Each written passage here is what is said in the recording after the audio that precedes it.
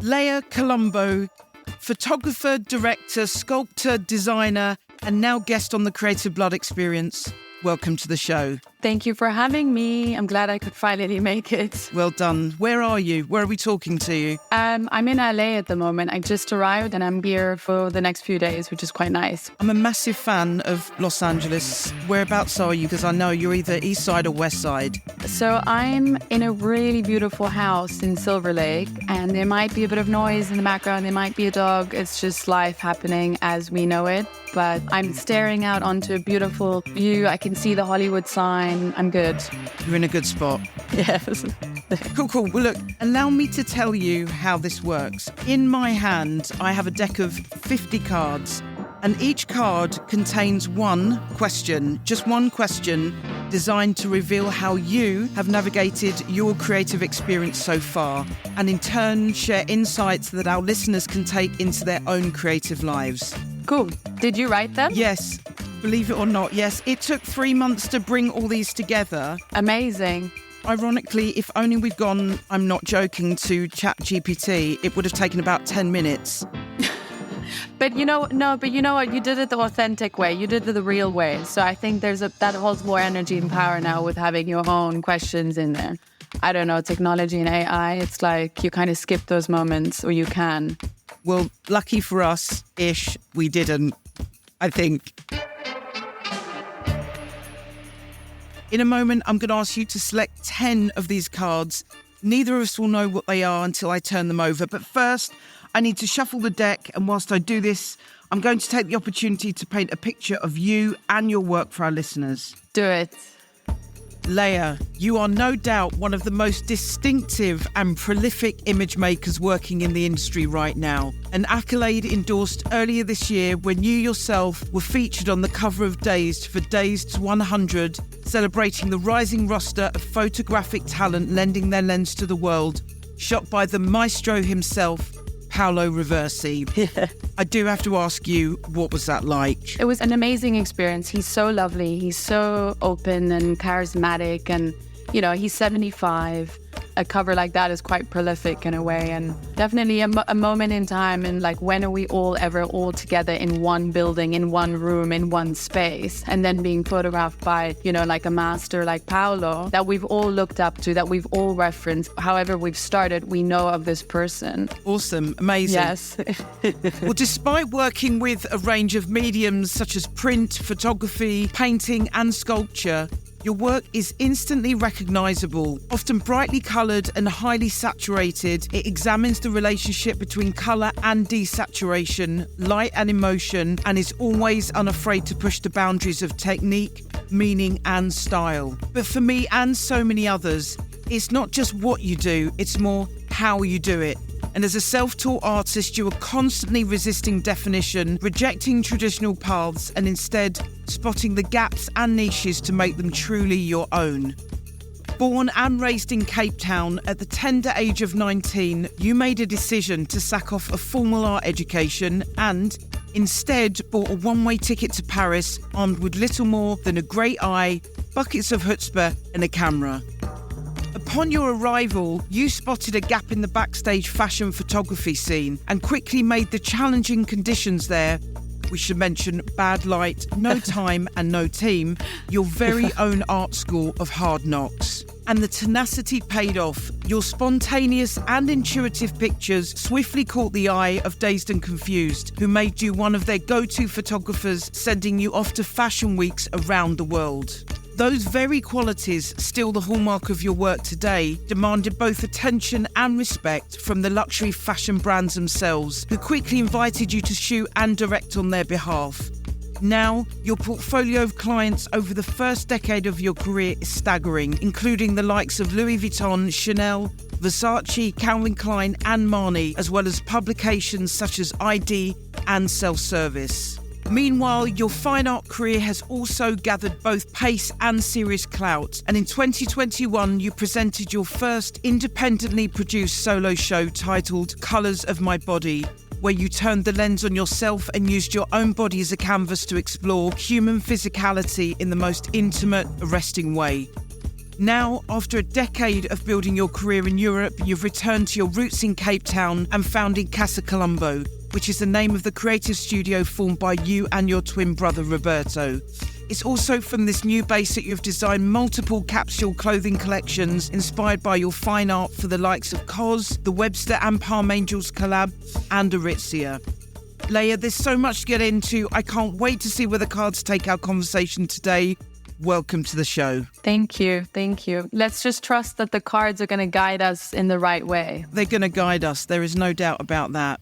I wanted to ask you very quickly before you pick the cards. You've said that your first solo exhibition and the book made you feel free. And I wanted to ask you what you meant by that.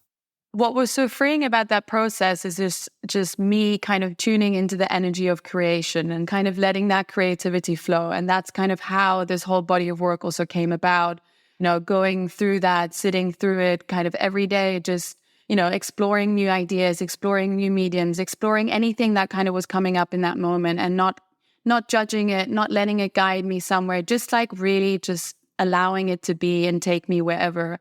And that body of work kind of, became just bigger and bigger and bigger. And I also just evolved in a sense of, using different materials and textures and tones and, the whole, I think it's still something now it's kind of developed a new part of me or within myself that I'm just very free in the way that I work and create. And, I don't like to put any boundaries on myself. And if anything, I also create from a place of pure intuition and guidance in that sense.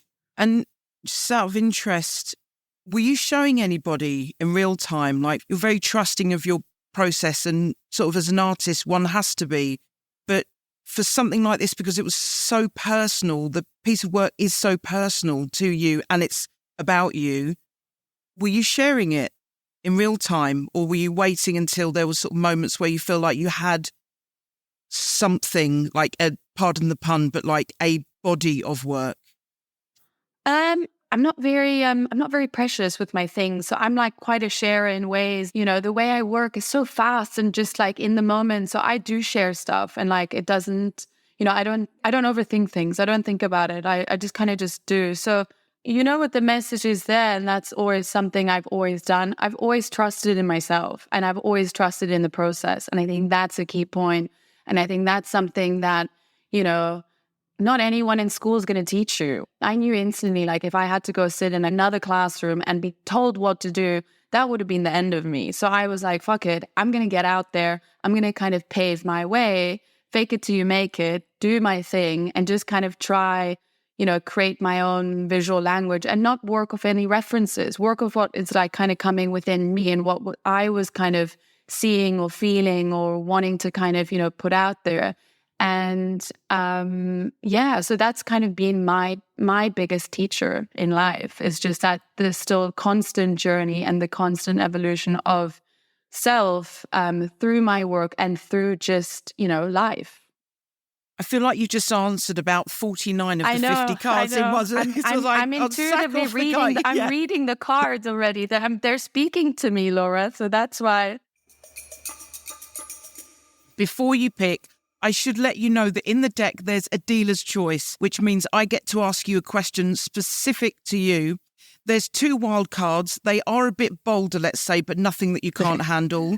How do you want to do this? You seem very card-centric to me. I feel like you've got a system. Okay, so, quickly shuffle through the cards. Go, have you shuffle? Just quickly go through the deck again. I'm going to put my energy in there. Okay. Boom, boom, boom. Okay. Go, pick 10. Actually, what about 11 cards? That's a good number. 11 is good. God, you're defying all the rules of the game. We normally do 10, but you know what? For this one, you just asked for it. I'm chucking in, at the discretion of the dealer, a dealer's choice. Thank you for that. What a gift. It's very generous of you. Okay, the energy is coming in thick and fast from Los Angeles. My hands are shaking. The cards are moving in front of me. I have 10. You ready? Yes. How do you decide what to say yes and no to in relation to a project? Oh, that's an easy one. I mean, listen, actually, backtrack. But that's taken me some time to kind of also to learn and to trust. Again, trusting in the process. Just my intuition, kind of like, does it feel right? Does it make sense? Am I doubting it? Doubt for me means instantly it's a no. And so I've obviously learned the hard way for sure with like something when I should have actually said no and I said yes. And then I'm in the process and I'm like, oh my God, fuck, okay, this is exactly what I thought it was going to be in a way. And maybe I had already then created that energy also subconsciously and adding to it. But now I'm quite good with just trusting myself and saying yes or no, and then moving on. So trusting the process. An example for you don't necessarily have to be specific about the project, but can you think of one project? Is there anything that literally comes to mind? Go on, you're smiling. Yes, but I don't know if I can... No, don't name the client. No, don't name the client. Don't name anyone. We're not incriminating anyone. Just out of interest, what were the circumstances? Because I know that whatever yours were, it will resonate with the listener. It was basically working with someone that already I kind of knew was going to be a bit tricky and come with a bit of a team and a presence. And I think the main thing is like just myself and the person not being aligned or like just not being on the same kind of vibrational level in a bigger scheme of things. And that obviously just brought a lot of disconnect and a lot of challenges throughout the day. And I am a very sensitive person and I definitely took on a lot of that energy. So after that shoot, I was like woman down. I got a bit sick for a week, was just so drained from that experience. So yeah, I think that was like a bit of a turning point for me last year when that happened. Now it really has to feel right or really have to be kind of in alignment also with me as a person and kind of just having a similar vision on life. And, if I can values. Kind of explain that values in like a broader scheme of things without giving too much or, context. Of course. And just out of interest, why did you say yes? I actually said no the first time and then they came back and they were like, oh, but they really want you on it and they want you to do it. And, and they were like, oh, we found more budget, na. So I still just didn't trust myself. It's funny that, isn't it, when they find more budget? Yeah, yeah. But lesson learned. I've definitely grown from that one. And next time I just trust. Okay, question number 2. What's the biggest creative challenge you faced in your career to date? Gosh, I actually don't know. I'm trying to think now. Like, I've had a lot of creative challenges over the years, but that's built me up in a sense. Like, I'm trying to think. I don't know. Nothing is really coming there. And this is why, my friend, you picked the 11th card. Because if you're not feeling it, we're moving on. Let's move on. Let's go. Okay, let's be spontaneous. Right. What's the craziest thing you've ever done to meet a deadline? I mean, that kind of takes me back to like backstage days when I was, oh my God, like living on maybe 2 hours of sleep. I was running around to like 10 shows a day and having to deliver by the next morning or that night. So it was like, I was just always on the go. And then, of course, I was in my early 20s. There was like parties, there were things happening. So it was kind of like, okay, I'm just going to do it all. And there were moments where, gosh, the things I did then, on very little sleep. Yeah, but I did it. And then, hey, here I am. What do you think about just having that lifestyle? It's not about the age. It's more, there's a hunger and there's a resilience to be able to just push through. I think then it was more like doing it and also having fun with it. But like now, if I had to kind of put myself in that place, it's a big no on my end. And also with like, what's interesting with like these deadlines and things. And I had this the other day, I did this job. We shot on the Friday and then I had the weekend in Berlin. And basically they were like, oh, we need everything tomorrow. We need the low res and this and that. And I was like, I'm sure everyone can wait till Monday. And putting that out there. And next thing I know, like deliver on Monday. And then it's like, I don't hear from them for 2 weeks. And I was like, I don't understand. There was this crazy rush, so sometimes I've also learned to just put my foot down and say, guys, like, it's not the end of the world. They're just images. Everyone will survive, so. Are you happy having those conversations? Because you would have been on a journey with those conversations. For sure. That would have been something that's built over time, that confidence to put your foot down. Definitely. Because, the beginning phases, you want to like say yes to it all, and you haven't had that experience of learning to say no. I do think I have been quite good with like saying no and seeing when it feels right or versus wrong. But obviously I've, learned the hard way too, and definitely not done that. But yeah, you have to set some boundaries, Otherwise it's like you just don't stop, and you're going to look back and be like, okay, that was a good moment that I'd started putting this off switch on, because it's consuming, Okay, right. Got another one for you. Let me know what you think. What's your secret to staying creatively resilient? I think that goes back to a little point earlier, is just being in a space where I also feel like I have space to kind of be creative and tune into kind of the landscapes and that. And I think that's something that Cape Town for me has really ticked a lot of boxes for, and having gone back to my roots, gone back to that kind of energy and that lay of the land, which I love. I look onto the mountain, I go for a swim in the morning, I go to the office after. Those kind of things really let me be and kind of channel my inner creativity, and now having traveled again to all these different cities, like I was in Berlin, in Barcelona, in London, in Paris. And you know what? I've had such a nice affirmation during this trip that I'm like, I'm so happy with where I am again now and where I've been settling, and that being Cape Town. And those cities for me don't give me that, that creativity how I have it back home. Is that because of the space, and it's not naturally that sort of fast-paced environment? Yeah, having this, but also just being surrounded by nature and by the ocean, by mountains, and that energy to me is just, I've always loved it. And I mean, there's a lot of earth elements in my work too. So it's just having that like lets me really think out of the box. And I don't know, I just feel like I go a lot of places. And when I'm in these fast-paced cities and that are denser and they're dirty, and I don't know, it just doesn't resonate per se. Here's a scenario for you, okay? Okay. The concept isn't bad, it's worse. It's boring, but the money is insane. Do you say yes?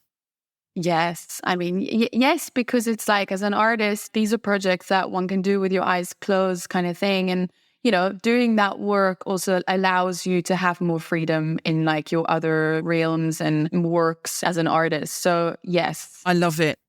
That is the most succinct answer we've ever had to that question. Really? Yes. Okay, so here's the wild card. What's the biggest creative challenge that you're facing right now? Right now? Yes. I think producing too much work and having so much work that I don't know now what to do with and where to put it. And then, and then I'm already thinking of another thing and another project. And yeah, I think that, and managing that all, and especially I think also editing my work in a way, because, I'm so involved in it. I'm so with it. And it's always interesting for me to see how other people view it, and obviously what their, take on it is. But I think for me, it's hard to like often edit my own work down in a way. But I mean, I'm working on that. Editing your own work is so personal, right? And equally, to pass that over to somebody, you're so attached to it. So, like, for example, the headspace you were in, the phone call you'd made, the effort that it took to actually achieve it. You don't have the distance necessarily to be able to be as objective, potentially, as may be needed. Is there somebody for you that you trust no matter what to take a view? My twin brother, Roberto, yes. I think he's been my best bounce back with a lot of work. I mean, we both kind of bounce back everything and share stuff, and him. Amazing. Cool. Right. We're cracking on. What's the one piece of advice that you have for someone who may be struggling to get their career off the ground as a photographer? My main advice would be to to really kind of find your own way and your own language and your own thought and your own kind of channel that creativity and your ideas. And that's been like a really amazing journey for me, not having obviously studied or, gone to school in that sense or done it via someone else or referencing other people's work. Fake it till you make it, honestly, and just keep at it, keep going, keep having that drive and like determination and just trusting that it's all going to align how it's meant to align. And also, I think a big note that I also for sure have struggled with over the years, it's like, we're always like comparing ourselves to other people. And there's also now with Instagram and all these things, you're always seeing what everyone else is doing and this and that. And, we have these moments where it's like, oh, why have I not done that yet? Why have I not achieved that? But then you have to really like stop yourself and remind yourself that we all are here and have our own journey. And it's going to take time or be sped up in other ways. But there's other lessons that, we're all here to learn. And I think just really trusting that and not allowing all the other noise to cloud you. Makes sense. The noise, turn down the volume on the noise. Yeah. That lower mind of ours is always going. It's always going to try throw you off. And that's when you just know, okay, I got to find that balance. I got to like find that peace within again and just trust. This brings me on nicely to the dealer's choice.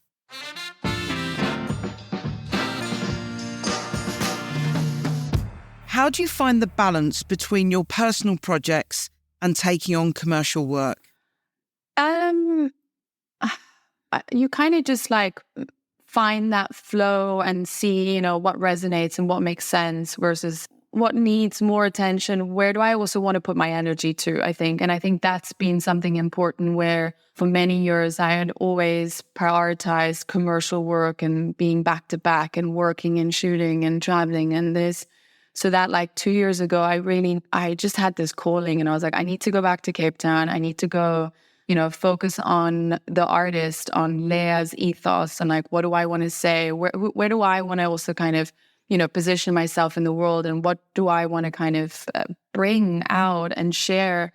So I think it's just, having allowed myself that time and space, because when I did that, I turned down so much commercial jobs, like so much work was coming in that I just had to also just say, you know what, I'm staying put, I'm not going to do this. And just again, trusting, it would all work out. And then, the ironic thing is like the more and more personal work you do, clients are all like, oh my God, we love this. And then they want that. And so it's just, for me, now commercial work, I love it and it's great, but it's taking a bit of I wouldn't say back end, but I'm also now exploring other, mediums. And for me, what's interesting with like commercial work per se is that I'm doing more 360 projects, which are exciting, so it's like not just like walking on set, taking a photo, but it's actually now conceptualizing a design, working with product, then kind of photographing, working with it, and then also curating spaces and the experiences and like kind of really putting my artistic ethos of, color, light, shape, vibration, form onto my, commercial work or clients, and that's something now that has really been exciting and having, evolving in that way. I'm so curious and genuinely fascinated about how you've done that, and for you, you're probably sitting there going, well, fuck it. I mean, yeah, it's just part, I'm a 360 artist. This is how, but there will be a moment where that became possible or was even part of a conversation. And I'm so like, what was that? But I think in general, the way I go about my work and myself is like also infinite possibilities. You can attain anything. You can do it all. And I think that's the thing where we're so conditioned about like being in a box. I can only go from A to B and I can only do that. And it's like the moment you open yourself up and you see the possibilities out there and that there are no rules, there are no boundaries. And when you really are in that energy, in that space, that's when all these things happen and come and you can like do it all, dream it all. And I think if I had to do the same thing over and over, copy paste or just stay in that world, it's just, I don't know, I wouldn't evolve. Listen, Lea, you are preaching to the fucking converted. Believe me, I'm with you all the way. Yeah. However, having said that, when you have vision and when you don't believe in boundaries, there will always be other people in the room that need to get onto your program and support you and lead the charge with you. So you're the visionary, but then there will have been other people in the room for all the right reasons that you would have invited into your room that said, this is possible.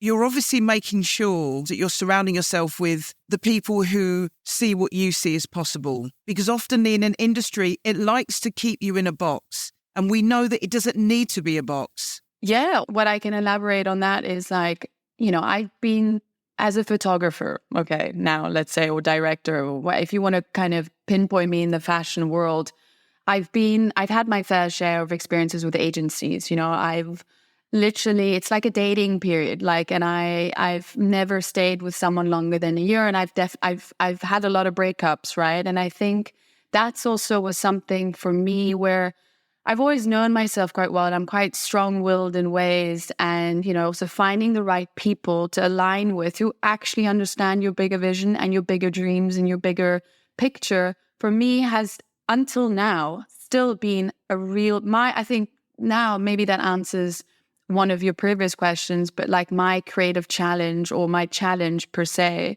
because, they've always kind of wanted to put me back in boxes or like restrain and or just not understand me as an artist, And now I found down my kind of team and that are like, I'm doing things independently and I'm doing it my way, as opposed to being in like a structure. Because I think I don't do well with structure. I never have, and I never will. I know that.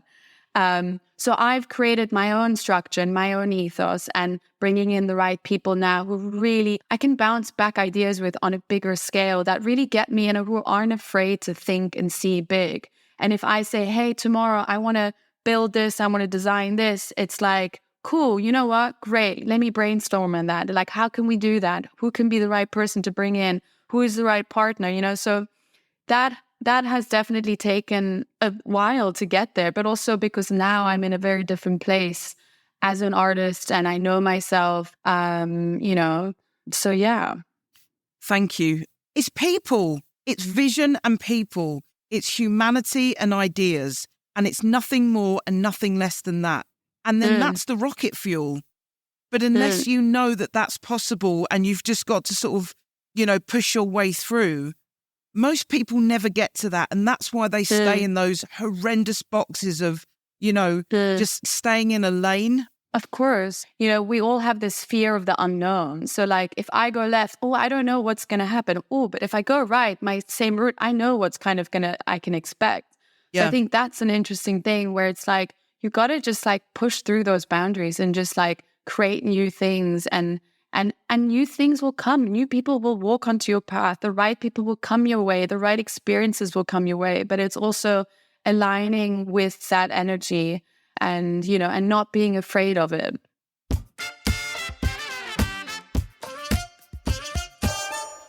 Now, this is going to sound like a very sort of lightweight question in comparison to what you've just shared. But this was one of the cards that you picked, so I feel like I must ask it. What's the most ridiculous request that you've ever received from a client, and how did you respond? Oh my God. Gosh, the most ridiculous request I've ever received from a client. Nothing's coming up right now. I don't know. We're passing it on. We are intuitive all the way here. Pick another card. I've got another one. What role does collaboration play in your creative process? It's like two parties coming together and finding a nice balance and harmony and seeing what one can kind of create together that like I'm learning something out of this, you're learning something out of it, and not just like me putting a name or putting names together, I think, And I think that's what's exciting for me is like working with bigger brands who have all the kind of means of achieving things and me coming in and saying, hold on a minute, but you haven't done this. Why don't we try something new and push you and do it this way, And I don't want to just put a name on a product and put it out in the universe. It's like, how can we shift, ways of working, or bringing, or like consciousness in that sense, or making people more conscious about ways of working. That to me has been something that I'm more mindful of and have learned now throughout also this whole kind of collaboration process, which has been really great. Can I ask you, just to sort of a part B to that, how about collaboration with your brother, Roberto? Well, you should ask him how that is, because I think there are moments he definitely wants to, I don't know. But there's a lot of love involved, and there's a lot of creativity and a lot of fun. And of course, it can be challenging working with your sibling, and especially a twin brother, But the beautiful thing about that is we're so in tune. We just like know what each other are thinking. So we're on set, and it's like kind of goes left unsaid, because also he knows me the best and understands me the best, and vice versa. So for us, it was kind of it was a no-brainer. I don't know, it just all happened. But he also came in a bit later, because he actually studied civil engineering. So he started directing and shooting a bit later, and I kind of started bringing him in on my projects. And that's how we started building up our portfolio of work. And I mean, he's amazing. And I hope that, I push him in ways too, because I'm like, think that way, don't do it by, just my favorite also thing to say also on set, or like with my assistants or anything, it's like, just fuck it up. Like, no, because everyone is also, it's so need to see everything so perfectly, and so like, oh, the exposure and that. And I'm like, no, think outside of the box, like push yourself, do it the other way. And, and I think that's also something that him and we have that rapport quite well, and are always wanting to challenge ourselves too. Amazing. I like it. Just fuck it up.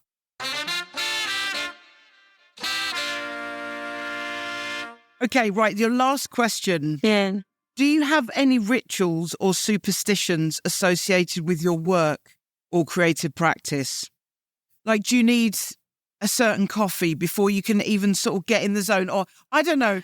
Or do you... No, I mean, I think what I've learned, for instance, is that and this will maybe answer your question in a different way, but when people ask you, oh, what camera do you shoot on? What do you shoot on? No. And it's like, it's not about that. It's not about, it's about just doing, like, you can attain anything with whatever. Give me a shitty camera and I'll still do something with it. And I think pushing myself and seeing in different ways and different possibilities. And, and I think that, like with the backstage, when I had those moments where it was like, I was in a setting of, I had 5 minutes, I knew I needed to get the shot, I needed to get some stuff. And that really built me up of like, just seeing things in different ways and finding beauty in these little pockets where other people were like, oh my God, the lighting is shit, this is shit, and complaining. And for me, it was just the best challenge. It was so exciting. So with coming back to your question, I mean, I don't know. I think every given moment is different. So of course I'd like to have a little nice coffee before I start and that. But I mean, does every moment present itself like that? No. When you're in India and 40 degrees in the middle of nowhere, are you going to have a nice cortado or whatever? No, you're not. So it's like, you got to just, you got to just roll with it and work with your surroundings and that. But I think what I would try do is just ground my energy and get myself in a place so that wherever I am in whatever setting or scenario, that I'm kind of ready to go.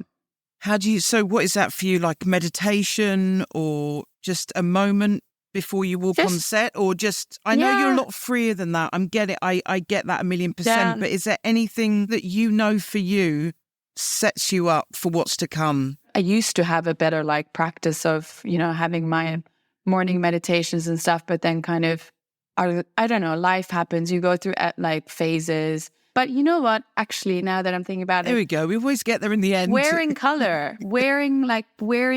for me is like me kind of shining out in that way and having fun with that. I think that's always a bit of a nice, fun ritual in the morning, but to start my day saying, okay, what am I gravitating towards? What am I wearing? And yeah, that's probably.